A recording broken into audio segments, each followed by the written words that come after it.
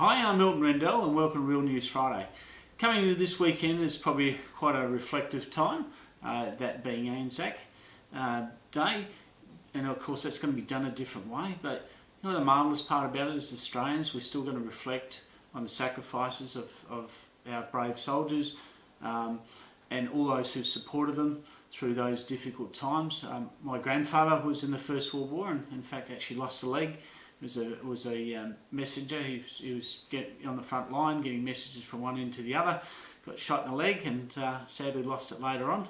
But actually came back and was a cattleman riding up north with half a leg on one side, and I don't know how he did it, but that was the character of the people of that era.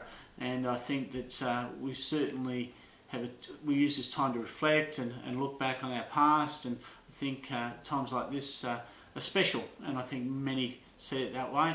But in the typical Australian tradition, we're going to find a way to still honour those people, whether it's to get up and stand at the front porch and do the minute's silence, etc. There's so many different things I'm hearing people doing. My wife's set the alarm clock. But to you all, it's a time of reflection, and probably from a timing point of view, considering what's going on out there in the world at the moment, it's probably not a bad thing just to reflect on things in general. You know, we've had an interesting time with this virus in the last couple of months, and I regardless of whatever your political following is, I think both the state and federal government have done fantastic jobs to date, and I think they'll continue to do that. I think they are an example to the world when we watch some of the political rubbish that's going on in other countries, and the tolls that have been occurring through people not listening and not grouping together. For Australians, I think we should be proud of the way that we've embraced it. I think very much like the ANZACs, we do what we need to do, and I think once again this weekend we'll have a chance to reflect on that. On a real estate note, once again the statistics have been interesting. The amount of stock on the market now is almost at that 12,000 mark that I mentioned to in terms of properties for sale. So that's well down on 12 months ago. It's 28% less stock than was on the market previously.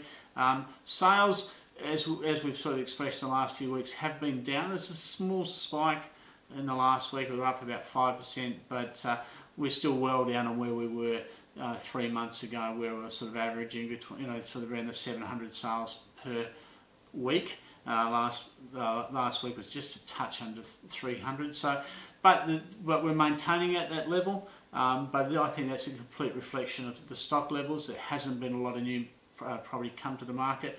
Rentals, as in vacancies or properties on the market for rent, has gone up 5% over the last month, but you would expect that considering what's been happening in the economy in terms of jobs, etc. But it certainly hasn't been a blowout, which some people were predicting it would be.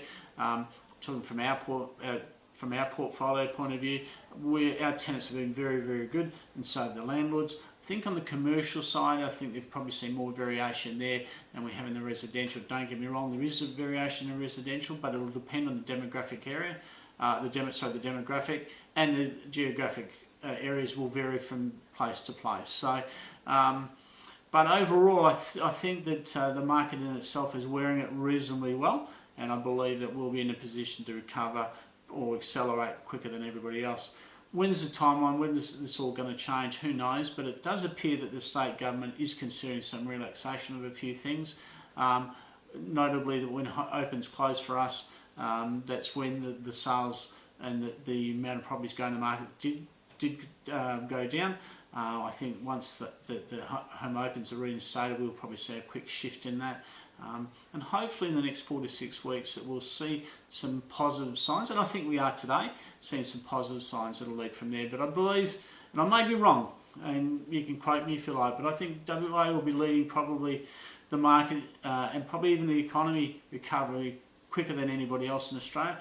I don't want to be wrong, but I probably will be wrong. I'm not an economist. I'm just going by pure gut feel. But I just think that the spirit and the leadership we've had within the state has been very, very good, and I think we'll recover reasonably well. Anyway, to you all, enjoy your long weekend, and to the ANZACs and to their families, a time to reflect and respect you all for what you've contributed to our great nation. All the best.